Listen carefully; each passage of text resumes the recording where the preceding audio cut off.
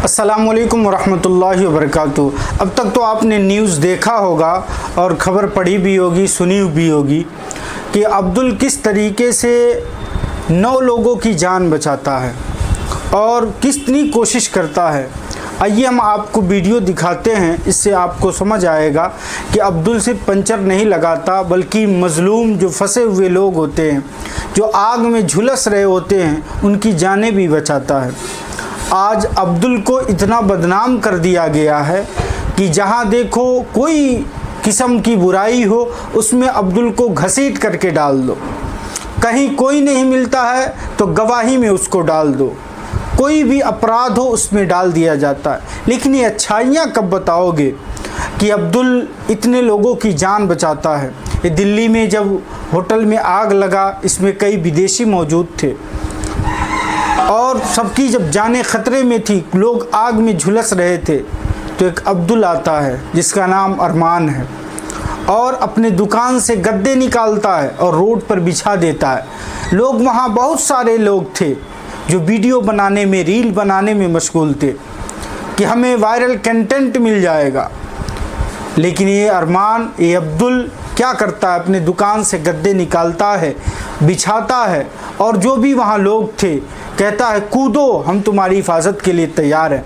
आइए हम आपको वीडियो दिखाते हैं, उसके बाद आपको बताते हैं कि देखो मुसलमान जो होता है वो किस तरीके से मदद करता है। वीडियो आपके सामने है। तो परमिशन थी, 26 कमरे बना दिए गए थे, किसी भी तरह की फायर फाइटिंग से लेके कोई भी वहां इंतजाम नहीं था।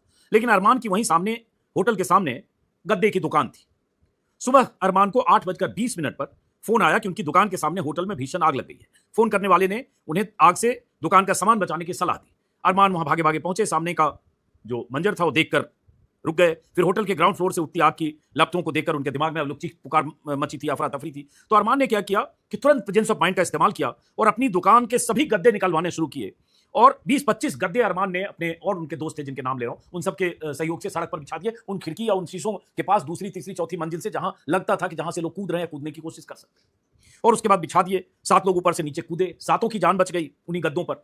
और उस वक्त किसी ने नहीं सोचा कि गद्दों का नुकसान होगा, दुकान का नुकसान होगा। अरमान ने अपनी दुकान की सारी चादरें भी मंगाकर लोगों को दे दी। उन्हीं चादरों की मदद से घायल लोगों को जली हुई बॉडीज को भी लाकर एम्बुलेंस तक पहुंचाया गया। और उसके बाद मुश्किल वक्त में सब लोगों ने सहयोग दिया। अरमान ने कहा कि लोग मेरे नुकसान की बात करें, लेकिन मेरा मानना है कि अल्लाह ने आज मुझे कुछ जिंदगियां बचाने की जिम्मेदारी दी है।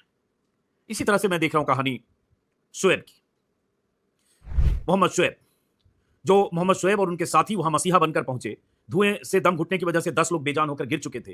किसी ने सीना दबाकर सीपीआर दिया, दिल की धड़कन बढ़ाने की कोशिश की। किसी ने मुंह से ऑक्सीजन देकर उनकी सांसें, अपनी सांसें उनके फेफड़ों में भर दी। और इस जद्दोजहद की वजह से भी 2-4 जानें, अखबार में तो खबर आई 6-7 जानें बची और जिंदगी वापस लौटी। और ये उस वक्त था जब होटल का बेसमेंट और ऊपर, नीचे से ऊपर तक आग लगा हुआ था। लोहे का पिंजरा कहें, चारों तरफ आग, और उसके बाद जान भी जोखिम में जा सकता था। बाहर निकलने का एकमात्र रास्ता शटर और जाल सब जगह लगा था। और बहुत सारे लोग, जैसा कि मैंने कहा, वहां चीख पुकार मची थी। और उसके बाद भी इसरार खान और उनके साथी मोहम्मद शुएब, इन लोगों ने जालनुमा शटर को हटाया और उसके बाद 7 लोगों को वहां से बाहर निकाला, जिसमें 3 विदेशी नागरिक भी थे। वसीम रजा के बारे में देख रहा हूं कि मैक्स हॉस्पिटल में काम करते हैं। उनके अनुभव ने भी संजीवनी का काम किया। उन्होंने डॉक्टरों की समझ और जज्बे से जो उन्होंने सीखा होगा, विदेशी नागरिकों की सांस लौटाने की कोशिश की और किसी तरह से उन्होंने भी बहुत मशक्कत की। मोहम्मद शुएब के बारे में देख रहा हूं कि विदेशी जोड़ा एक उन्हें मिला जो मौत के बहुत करीब पहुंच चुका था। उन दोनों ने कमरे के फर्श पर लेटकर खुद को धुएं के गुब्बार से बचाए रखा और शुएब उन तक पहुंचे और उनकी घबराई हुई आंखों में उन्होंने जिंदगी की चमक देखी और किसी तरह से बाहर लेकर आए। इसी तरह से अलग अलग लोगों की खबरें मैं देख रहा हूं। और तब सोचिए कि ऐसे लोग मसीहा बनकर, फरिश्ते बनकर ऐसे वक्त में होते। और नाम पर जरूर गौर कीजिएगा, क्योंकि इस तरह के नाम वालों को लेकर देश में बहुत बड़ी आबादी ऐसे लोगों की है, नफरती ब्रिगेड की, जिन्हें इन नामों से ही नफरत है। इसी में खबर देख रहा हूं मुस्तकीम भी मदद के लिए इस अभियान में लगातार जुटे रहे। उन्होंने बताया कि उनके घर से ही होटल से उठता हुआ धुएं का काला गुबार दिखाई दे रहा था। मदद की पुकार थी, लोग चीख चिल्ला रहे थे। उसके बाद वहां पहुंचे, होटल के अंदर गए, लोगों को, घायलों को निकालने में जुट गए। उनके साथी अनीस ने बताया कि घर में सो रहे थे, तभी उन्हें भी पता चला, वो भी भाग कर आए। और इस तरह से इन लोगों ने किसी तरह से जो मेन गेट था उसको तोड़कर किसी ढंग से अंदर जाने का रास्ता बनाया और लोगों को निकालने में मदद की। और कई लोग बेहोशी की हालत में थे, कुछ विदेशी नागरिक भी थे। उसी में अफजल की खबर देख रहा हूं, अफजल की कहानी कि मोहम्मद अफजल ने बताया कि जब भागकर पहुंचे तो देखा आग रेस्टोरेंट एरिया में लगी थी। होटल में आने जाने का एक ही रास्ता था। लोग शीशों पर अपने हाथ मार रहे थे, किसी तरह यहां से बचा लो। हमने उन्हें शीशे तोड़कर बाहर आने को कहा, लेकिन टफन ग्लास था। टूट नहीं पा रहा था, नीचे से लोग पत्थर भी मार रहे थे, उधर से भी शीशे तोड़ने की कोशिश कर रहे थे, गद्दे नीचे डाले जा चुके थे, जान बचाने के लिए और लोग तरह तरह की कोशिशें कर रहे थे। और उसके बाद मोहम्मद अफजल के साथी मोहम्मद अनीस भी बचे इस काम में लगे थे। फायर ब्रिगेड ने आग बुझा दी, तब हम अंदर दाखिल हुए। सबसे पहले हमें एक लड़की की जली हुई बॉडी मिली जो यहाँ रिसेप्शन पर बैठती है, बेसमेंट में, वहाँ 6-7 बॉडी मिली, सब कुछ जल चुका था और बॉडी को निकालने में इन्होंने मदद की। उसी तरह से इसरार खान की भी कहानी है। ऐसे बहुत सारे लोग जिन्होंने जाबाजी दिखाई और बचाने की कोशिश की। इसरार खान के हवाले से मैं देख रहा हूं कि इसरार के फोन की घंटी बजी तो उन्हें अंदाजा नहीं था कि दूसरी तरफ उनका भाई नहीं बल्कि मौत की दस्तक खड़ी है। भाई ने होटल में आग लगने की सूचना दी। इसरार दोस्तों के साथ दौड़ पड़े। जब वहां पहुंचे तो मंजर शमशान जैसा था। होटल आग की लपटों में तब्दील हो चुका था। लोग फंसे थे, खिड़की से चीख पुकार मची थी जो मैंने कहा। और उसके बाद इसरार ने कम वक्त था, बेसमेंट में फंसे 7 लोगों को बाहर निकाला। जब हम दूसरी और तीसरी मंजिल पर फंसे लोगों को खींच रहे थे, रूह कांप गई। आग की तपिश से उनकी खाल इतनी जल चुकी है कि लोगों की झुलसी हुई त्वचा हमारे हाथों में चिपक रही थी। ये भी बताया, इनमें से वसीम ने बताया कि धुएं से आग जल रही थी, साफ दिख नहीं रहा था। इसके बाद भी लोगों ने CPR दिया। गद्दों की बात तो मैंने की कि कैसे अरमान ने दुकान के सारे गद्दे निकाल कर रख दिए। ऐसी कहानी जैसे एक शिवानी, एक बच्ची है, उसकी भी कहानी छपी है। एक मुस्तकीम लड़का है जिसकी बात मैंने शायद की अभी। शिवानी के हवाले से खबर छपी है कि कैसे उसे चीख पुकार से पता चला कि वहाँ होटल में आग लगी है। वो गली में पहुंची, पूरा होटल धुएं से घिरा हुआ था। शिवानी का घर होटल के सामने वाली गली में है। शिवानी ने भी नीचे गद्दे बिछाने और अपने भाई सत्यम के साथ उसमें मदद की। गद्दे उठा कर लाने में, जो जहाँ से कपड़े, गद्दे, चादरें मिल रही थी उसको वहाँ बिछा रहे थे। उसके अलावा कुछ पुलिस वालों का जिक्र है, दिनेश कुमार और राजवीर, कि कैसे हेड कांस्टेबल दिनेश कुमार ने आसपास से सीढ़ी मंगाई, हथौड़ा लेकर ऊपर चढ़े, खिड़कियों के शीशे तोड़े, अंदर भरा धुआं ताकि निकल सके। उसी तरह से हेड कांस्टेबल देशराज ने बताया कि और 1-2 कांस्टेबल कैसे मदद कर रहे थे। कांस्टेबल राजवीर और करतार वहाँ कैसे काम कर रहे थे। बहुत सारे लोगों की कहानी।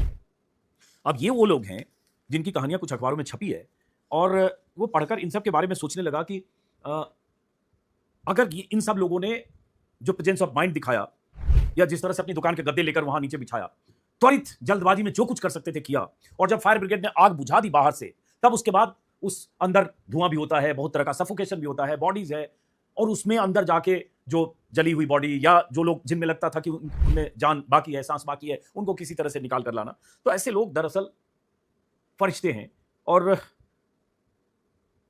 अखबारों में एक दिन खबर छपी, 2 दिन बाद, 1 दिन बाद बात खत्म हो जाएगी। लेकिन जिन्हें इन्होंने बचाया है, जिन लोगों को भी, उन्हें जिंदगी भर, उनके लिए अगर उनकी जिंदगी बची उस भयंकर आगजनी में जिसमें 21-22 लोगों की मौत हुई, तो जिंदगी भर शुक्रगुजार होंगे इन लोगों के लिए जिन्होंने उन्हें बचाने के सारे इंतजाम किए, इतनी मशक्कत की। तो मुझे लगा कि ये बात भी आप तक पहुंचनी चाहिए कि ऐसे लोग होते हैं जब कोई आफत होती है, कहीं आगजनी होती है, कोई प्राकृतिक आपदा, कोई ऐसी नौबत, तो लोग फरिश्ते बनकर आते हैं। एक तस्वीर मैं देख रहा हूँ, अरमान और उसके दोस्तों के साथ 7-8 दोस्त खड़े हैं, और ये वो लड़के हैं जिन्होंने अरमान और शुएब और मोहम्मद, इसरार खान, मुस्तकीम, मोहम्मद अनीस, वकार, और इन लोगों ने मोहम्मद अफजल, वसीम, रजा, जिन लोगों ने वहाँ मुस्तैदी दिखाई। तो बहरहाल इन सबको सलाम है, सैल्यूट है। और इसी तरह की इंसानियत अपने भीतर जिंदा रखनी चाहिए। ऐसे मौक़ों पर ऐसे इंसान ही जाने बचाते हैं, जिंदगियां बचाते हैं, और कुछ लोगों को ताउम्र संताप न मिले उससे राहत दिलाते हैं। बहरहाल इस वीडियो को यहीं ख़त्म करते हैं। इससे पहले एक बात मैंने पिछले वीडियो में भी कहा कि जितनी कहानियां आई हैं बीते 24 घंटे में आगजनी के बाद से, जितनी खबरें आ रही है, उससे साफ साफ पता चल रहा है कि किस तरह से Delhi police, fire department, Delhi सरकार का टूरिज्म डिपार्टमेंट, MCD, इन सब लोगों की लापरवाही से वहां 1-2 नहीं दर्जनों गेस्ट हाउस एक खास इलाके में चल रहे हैं। और जिन्हें 6 रूम का परमिशन था, वो 26, 22, 25, 20 रूम चला रहे थे। जिनके लिए सिर्फ तत्काल में टी स्टॉल का लाइसेंस मिला था, वो बाकायदा रेस्टोरेंट चला रहे थे बेसमेंट में कमरे बने थे। और अब हर तरह की कार्रवाई, एक्शन की बात हो रही है कि लाइसेंस रद्द कर देंगे, लाइसेंस की जांच हो रही है, फायर सेफ्टी की जांच हो रही है। लेकिन ये सब अगर होता, ये रेगुलेशन जो कायदे कानून के हिसाब से चीजें चल रही होती, तो इतनी मौतें नहीं होती। तो चलिए देखते हैं कि अगले 2 दिन में, 3 दिन में, 4 दिन में क्या कुछ ऐसी व्यवस्था होती है कि आगे 2 महीने जो गर्मी के महीने हैं, इसमें ऐसी आगजनी की दूसरी घटना या इस तरह की त्रासद खबर ना है। फिलहाल नमस्कार। देखा नाजरीन, आपने अब्दुल किस तरीके से मदद किया है। तो चारों तरफ से चर्चे होंगे, तो उनमें अब्दुल का भी नाम कहीं ले लेना कि अरमान है, ये फलां है, ये इसरार है। इस तरीके से कई नाम हैं जिन्होंने इसमें बड़ी मदद की है और लोगों की जान बचाई है।